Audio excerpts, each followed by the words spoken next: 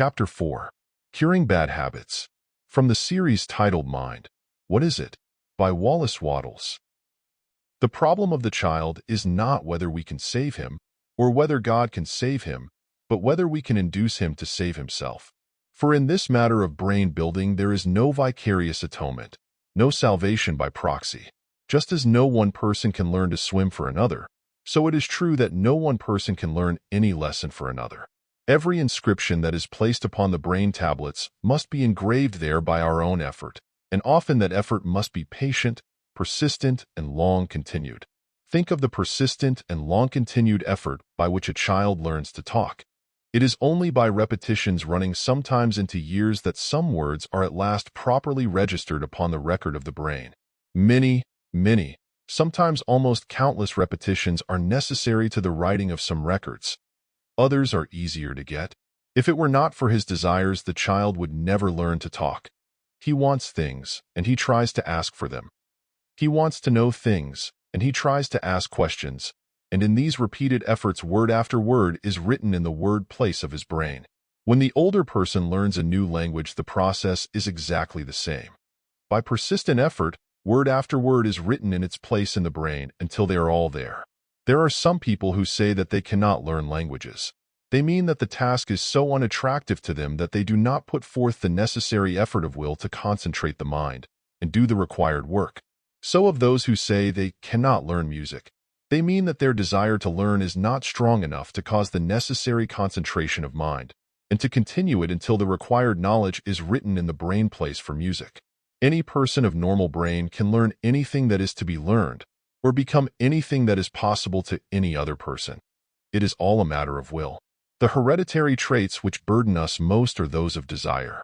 If you do not want to be something, you will hardly try hard and long enough to be anything. But just as it is certain that you can write what you will upon a slate, so is it certain that you can write what you will upon your brain, and what you write there you will be. There is often, however, no labor requiring more concentrated effort and more severe self-discipline than brain building.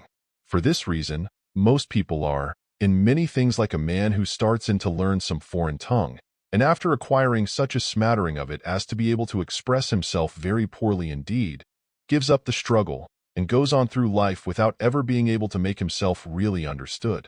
Too many brain records are fragmentary and incomplete for lack of the necessary labor to make them perfect. Remember that the brain is the instrument through which the real personality expresses himself, and he can only express what is already written there. Consequently, the external man will be just what is inscribed upon his brain, for all his actions must be dictated or directed through these brain records. You cannot saw wood with a hammer, nor can the soul play a piano with the fingers until the knowledge of piano playing is written in the music place of the brain. You cannot show forth a high and noble personality until you have written within your skull a record of noble and holy desires.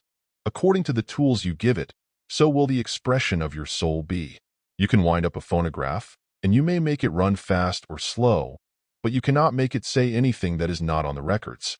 If someone had put his opinion of you on a record, even though you knew that opinion to be untrue, you could not make the record tell the truth.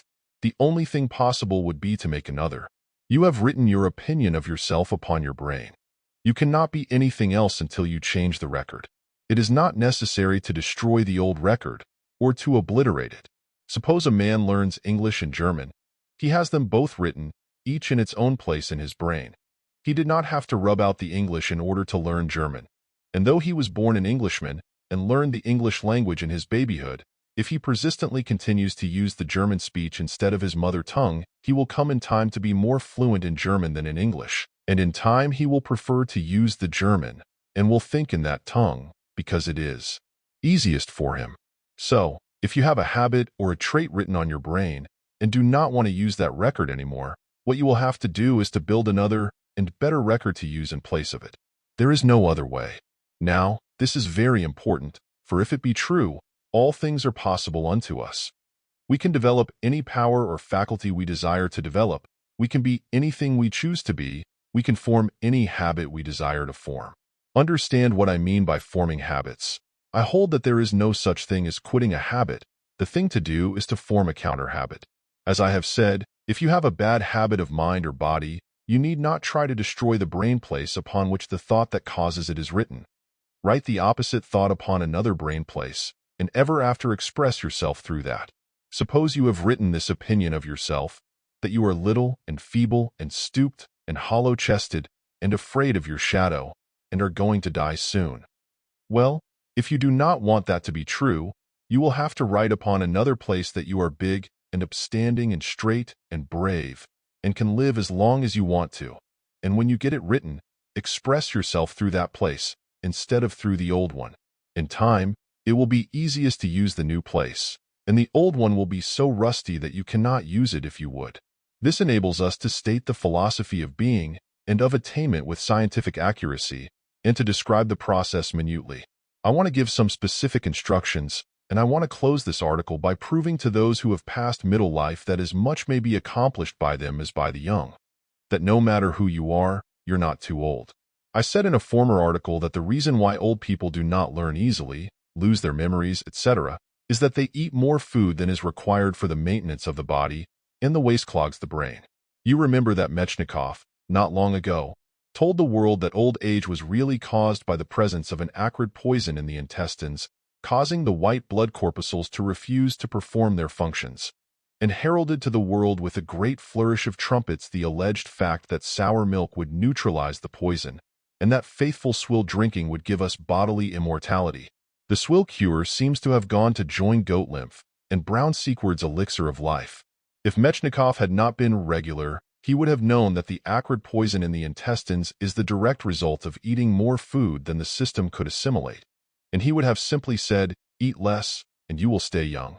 Cornero, the wise Italian, tried the truly scientific plan. A broken-down wreck at 45, he reduced his allowance of solid food to 12 ounces per day and died at 100, retaining his mental vigor to the last. And he noticed that whenever, at the solicitation of his physicians, he increased his allowance, he began to grow irritable and to lose his mental powers. After a hearty meal, you begin to lose your mental powers, for the same reason that it is hard for an old dog to learn new tricks. The old dog lies, or sits, around, and eats until his brain cells are clogged with waste food matter. Let him take a good long fast, and you will be surprised to see him develop a puppyish aptitude for learning new tricks. Try it yourself. Fast until your mind is clear, and then eat little and with care. And when you find yourself growing irritable or losing your mental poise, cut down the food supply. You are not too old to learn. You are too well fed to learn, that is all. End of chapter.